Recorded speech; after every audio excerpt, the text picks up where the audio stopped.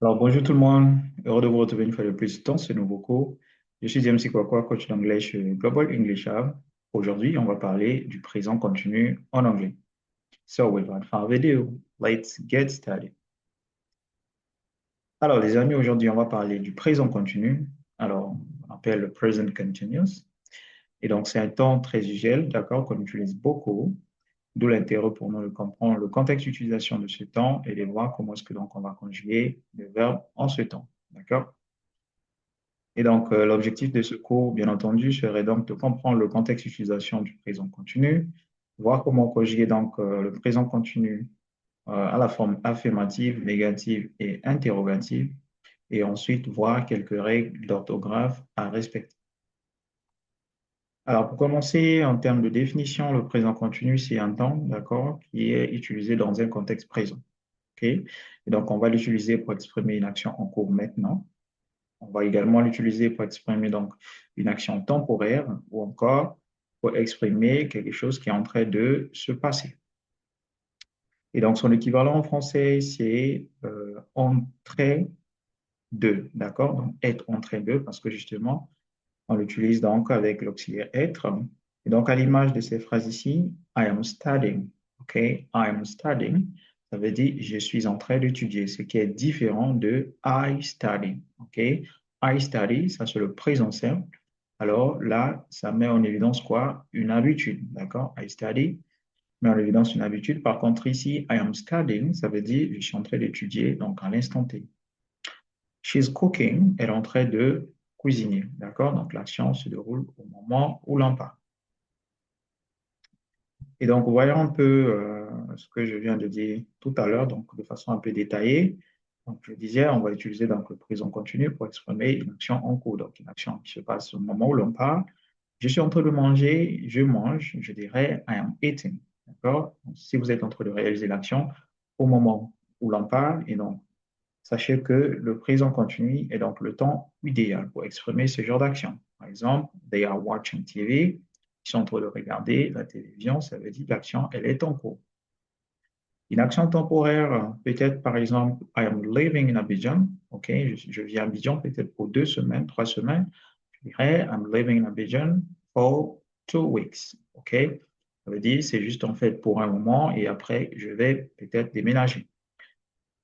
She is working this week. OK, she is working this week, ça veut dire elle travaille cette semaine. Donc, ici, cette phrase met en évidence en fait une action temporaire, c'est juste en fait pour une semaine. Après, peut-être la personne va passer à autre chose. D'accord? Donc, si vous voulez dire par exemple, je suis chez mon oncle, d'accord, pour peut-être un mois.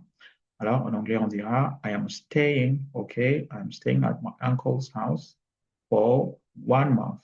OK? Donc, ça, c'est pour exprimer donc une action temporaire, les amis. Alors, toujours avec le présent continu, on va aussi l'utiliser pour exprimer en fait une situation qui change. D'accord? Une situation qui change. Par exemple, ici, the weather is getting hotter. OK? The weather is getting hotter. Donc, pour exprimer en gros un changement. D'accord? Vous avez un ami qui est en train de vieillir, par exemple, et vous voulez lui dire, ah, tu vieillis, d'accord?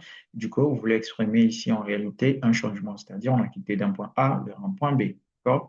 Vous direz à votre ami, you are getting old, OK? You are getting old, all right?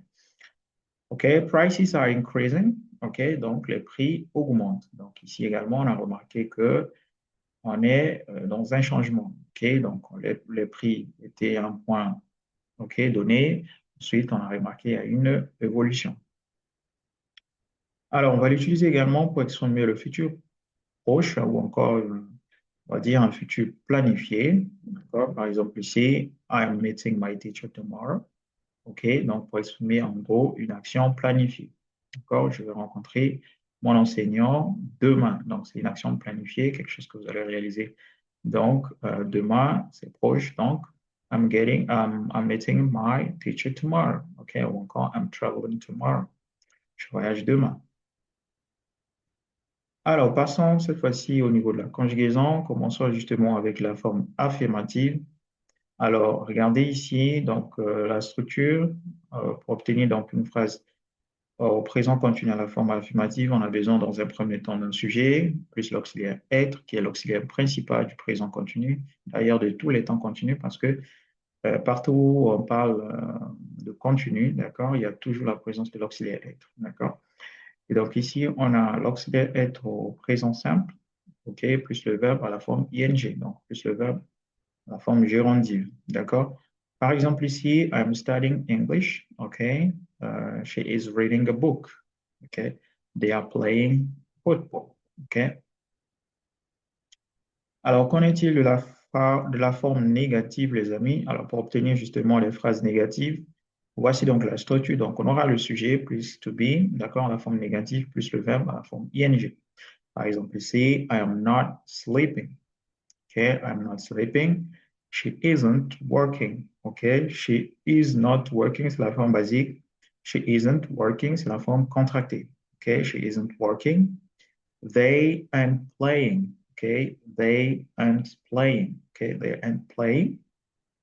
All right, donc ça, c'était la forme négative. Parlons cette fois-ci de la forme interronégative, les amis. Ici, on va commencer avec l'auxiliaire, ensuite vient le sujet, après vient le verbe, OK, à la forme gérondive, donc à la forme ing. Par exemple, ici, are you studying? OK, are you studying? Is she working? OK, are they playing? Ça sont les questions. Pour répondre à une question en fait en anglais, on a deux manières, d'accord? Par exemple, ici, la question a été obtenue à partir d'un auxiliaire. On peut décider donc de répondre à la question en utilisant l'auxiliaire, par exemple en disant Are you studying? Si j'étudie, OK, je vais répondre positivement, je dirais Yes, I am. OK, yes, I am. On s'arrête là. Ça, c'est la réponse courte. Par contre, si je vais donner une réponse longue, je dirais Yes, I am studying. OK, si c'est no, je dirais No, I am not. Ça, c'est la réponse courte. La réponse longue, c'est No, I am not studying. All right? Alors, parlons ici cette fois-ci des règles d'orthographe lorsque vous arrivez justement à ajouter ing. De façon générale, donc le verbe prend ing, d'accord, donc au présent continu, mais faites attention pour les verbes qui se terminent par e, d'accord. Pour les verbes qui se terminent par e, ce qu'on va faire, on va supprimer le e final, ensuite on va ajouter ing. C'est le cas par exemple ici de to make, donc à la forme gérondive. Making ne va pas prendre e, d'accord, donc on supprime le e, ensuite on ajoute ing. C'est le cas par exemple de to write, ok, ça sera writing, donc on supprime le e, ensuite on ajoute le ing. C'est également valable pour les verbes qui se terminent cette fois-ci consonne, voyelle, consonne. Ok, ce qu'on fait ici, on double ok, la consonne finale avant d'ajouter ing. Donc, on a ici par exemple to run, ok, running. Vous voyez qu'on a doublé le n final, ensuite on a ajouté ing. Sit, sitting. Stop, stopping. Ok.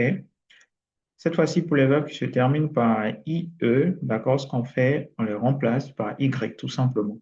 Par exemple, ici, to lie, ok, ça donnera lying. Donc, on a remplacé le IE par Y, d'accord? Par exemple, to die, ça donnera dying. All right? Alors, les amis, ce que vous devez comprendre, c'est que de façon générale, lorsqu'on étudie une règle, il y a souvent ce qu'on appelle les exceptions. D'accord? Et donc, ici aussi, au présent continu, il y aura les verbes qui ne vont pas prendre ing ou encore qui ne vont pas se mettre au présent continu. D'accord? Ce qu'on appelle en anglais les verbes statiques. OK? Par exemple, ici, to love ne se met pas au présent continu. On a hurt, to like, OK? Par exemple aussi, to know, believe, understand, have, own, see, hear. OK? Donc, on ne dira pas, on dit par exemple, voilà, je le connais, OK? Ou plutôt, je connais, d'accord? On ne va pas dire I am knowing, OK? Plutôt, I know, tout simplement, OK? She is loving pizza, OK? She's loving pizza. No, we're just going to say she loves pizza, all right? Donc, les amis, il y a les verbes qui ne se mettent pas donc au présent continu, et donc parmi lesquels, voici quelques verbes que je vous ai cités ici. Thank you so much, so guys, for watching today's video, and see you soon. Take care, guys.